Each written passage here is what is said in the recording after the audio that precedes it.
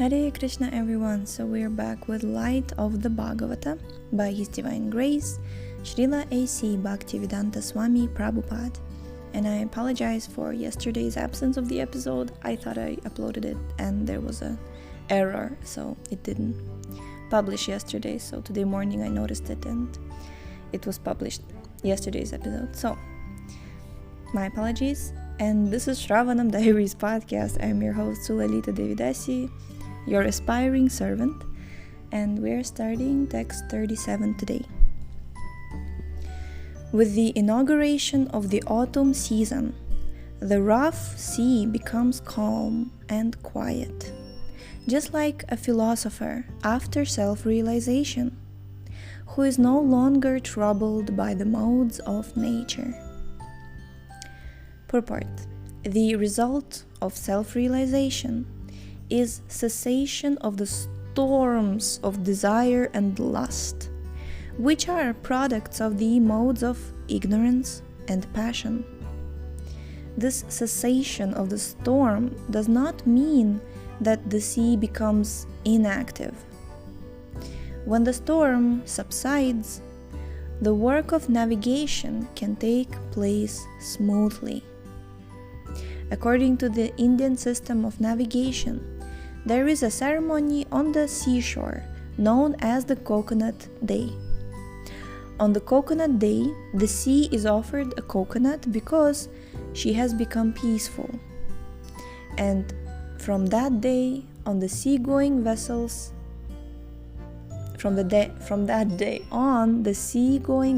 sail to foreign countries. The three modes of nature divide human activities into two different spheres, one external and the other introspective. As long as a man is dominated by the modes of ignorance and passion, he is active externally in desire and lust.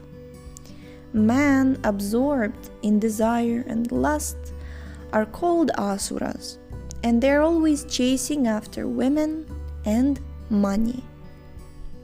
For the sake of women and money, the asuras exploit every source of economic development. As a result of this asuric civilization, the entire human society becomes like a stormy sea with no trace of peace and prosperity. This is important. Even though these people are hankering after money, right, and women, but overall the human society is not prosperous and peaceful. See, this is very important. Too much of an external view of the world gives rise to an overly large scale and difficult type of industry and trade known as ugra karma. This is it. The word ugra means hard or difficult, and karma means task. The development of hard and difficult industrial undertakings always hinders the progressive cultivation of the human spirit. Asuric leaders of society never retire from such lustful undertakings unless killed by the laws of nature. For them, there is no question of retirement or of cultivating the human spirit. But men in the mode of goodness have an introspective mind, and after a regulative struggle for existence, they retire at a ripe old age and engage their time in cultivating the human spirit. According to the Varnashrama principle, it is compulsory that one retire after the age of 50 without considering other circumstances. Business offices close at a fixed hour, no matter what balance of work remains. Similarly, after the age of 50, one must retire from the active external life and devote oneself to the introspective cultivation of the human spirit.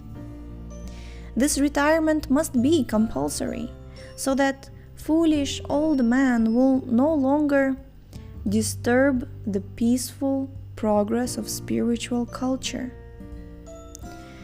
In a modern democratic government, no one should be elected after the age of 50. I would love to see this in my lifetime. I would love to see this. Otherwise, the storm of the ocean of nescience cannot be stopped to allow the ships and boats to sail back to Godhead. The greatest enemies of progressive spiritual culture in human society are the old fossils of political parties who are blind themselves and who try to lead other blind men. They bring about disaster in a peaceful human society. The members of the younger generation are not as stupid as the old politicians, and therefore by state law the foolish old politicians must retire from active life at the age of 50. Oh Krishna. Oh my god. Oh, this is exactly what we were talking about. Remember, we were talking about it like few episodes ago, like 4 or 5 episodes, when I was saying that like the king of the country, like the king should be like, young and full of vigor and strength and understand how like the present time, what it needs, how it works, the present circumstances. And here Prabhupada says, this is the thing, it's not like when men are of respectable age, it's not like they're useless or something, but the point is that you're supposed to move on from this external life and go into this introspection. And I have to say that, when like vanaprasthas and after that they become sannyasis, right? So sannyasis, we have in our ISKCON movement so many sannyasis, they're in their 70s.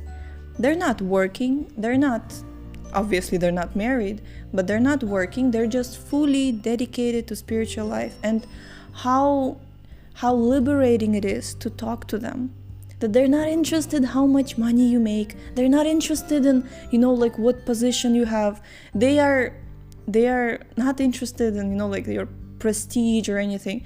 They're just there, and you can talk to them about just like about your spiritual life. What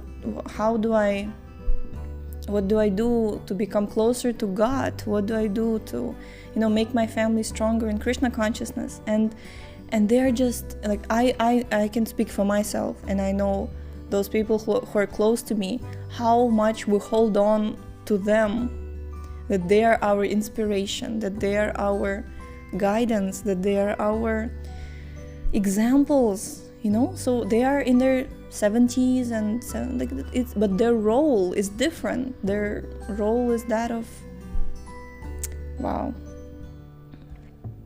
yeah, they're not politicians, they're saints. So that's the, wow, this is just Krishna. You see, Srila Prabhupada wrote it back in 70s, not even 70s, 60s. Remember, the conference was supposed to take place in 1961, right? So Srila Prabhupada wrote it back then. He was like, the members of the younger generation are not as stupid as the old politicians. Haribol. This was a strong one.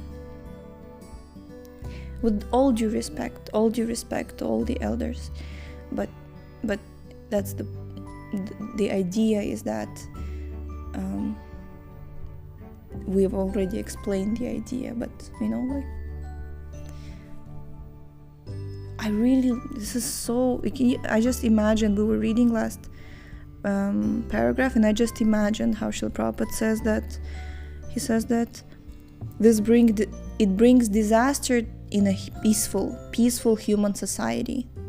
The greatest enemies, I'll read it again, I'm sorry. The greatest enemies of progressive spiritual culture in human society are the old fossils of political parties who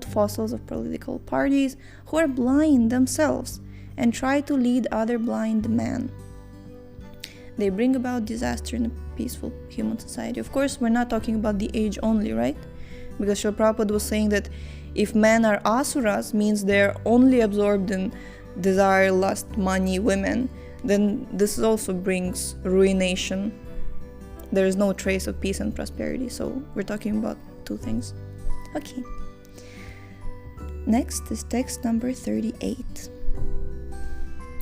After the rainy season, the farmers begin to rebuild the partitioning walls of the paddy fields so that the water will be conserved, just as yogis try to use their conserved energy for self-realization. Purport. The living being is the marginal energy of the absolute personality of Godhead, and he can spend his conserved energy either externally or internally. When spent internally, the energy is identified with the internal energy of the personality of Godhead. But the same conserved energy, when spent for his external energy, is identified with that external energy. Oh my Govinda. This is so deep.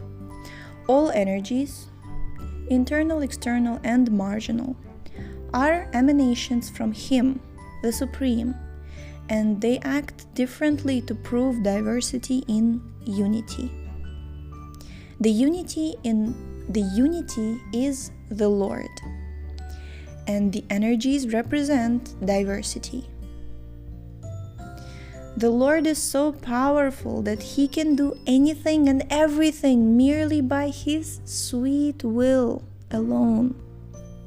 As mentioned above, everything is done by His energies in a natural way, with full knowledge and complete perfection.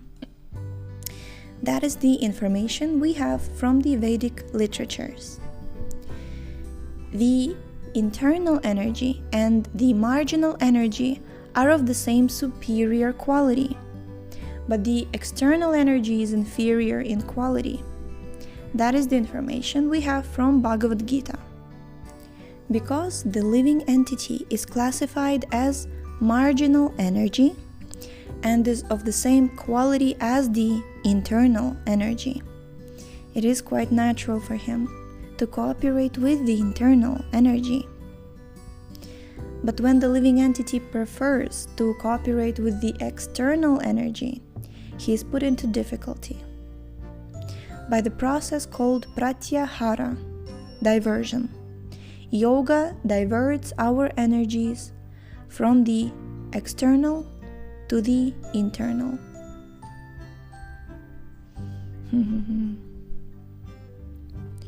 Marginal energy, that's you and I. Internal energy is the Lord's internal potency, and external energy is the energy of this material world.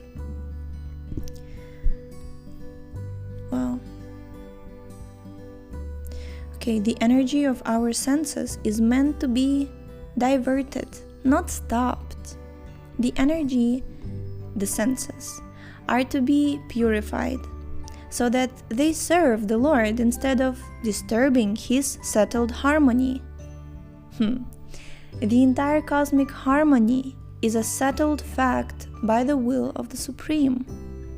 So we must find the Supreme will in every action of the cosmic situation. That is the instruction of Shri Ishopanishad.